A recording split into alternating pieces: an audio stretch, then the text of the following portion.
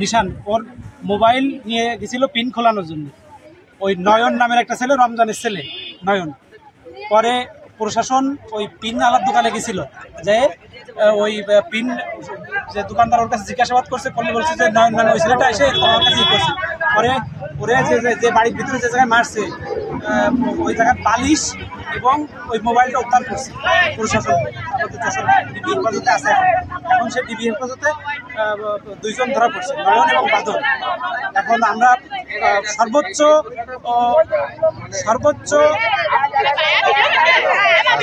দৃষ্টান্তমূলক শাস্তি চাই, আমরা সর্বোচ্চ এর শাস্তি চাচ্ছি, সর্বোচ্চ শাস্তি।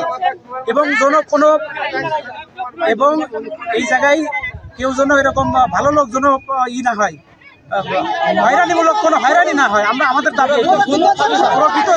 প্রকৃত যে অপরাধী তার বিচার চাই আমরা। এবং এর সাথে যারা মানে এই যে এত বড় একটা ঘটনা ঘটালো, এই ঘটনাটা কেন, কি করতে, কি কারণে? এই যে পারিবারিক পূর্বের শত্রুতা আছে এবং ওই ছেলেটার কারণে এই রমজানদের পুরো বাড়ি ওদের মাদক ব্যবসায়ী ডিস্টার্ব হয়। ওই ছেলেটা ওদের বাড়ির মুখ আর এদের বাড়ির মুখে একই জায়গায় পাশাপাশি। ওই ছেলেটা ওদের বাড়ির পাশে বসে ওই মোবাইলে গেম খেলতো। যখন ওই যারা অপরাধী ওদের বাড়ির সামনে যখন বসে, রাত বেরাত কোনো রকম কোনো অকারেন্স করতে পারতেছে না ওরা। এটা হলো বড় একটা ফ্যাক্ট ছিল ওদের অপরাধের, মানে বাধা দেওয়া।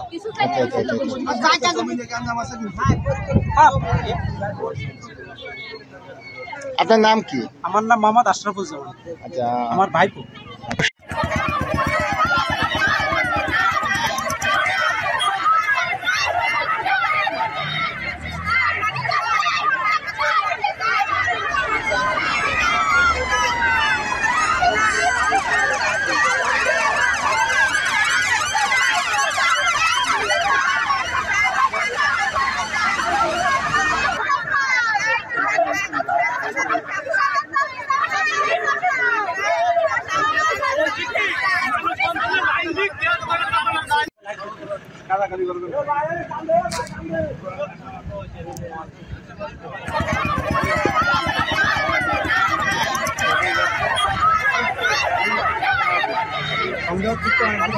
মাদ্রাসার প্রিন্সিপাল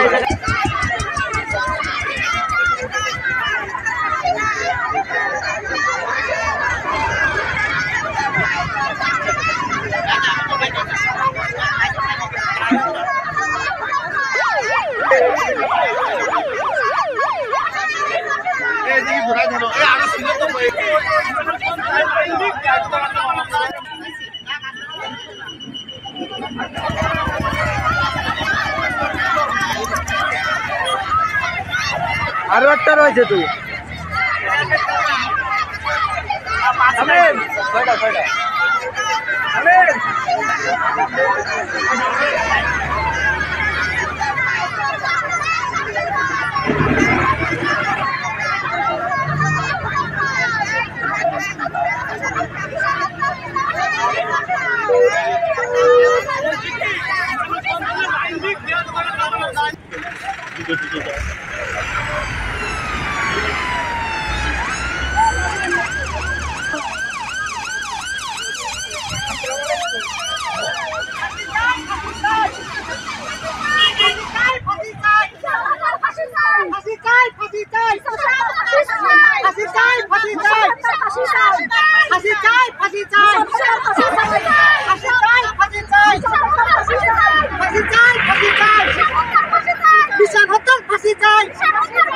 সন্তানের সর্বোচ্চ শাস্তি চাই।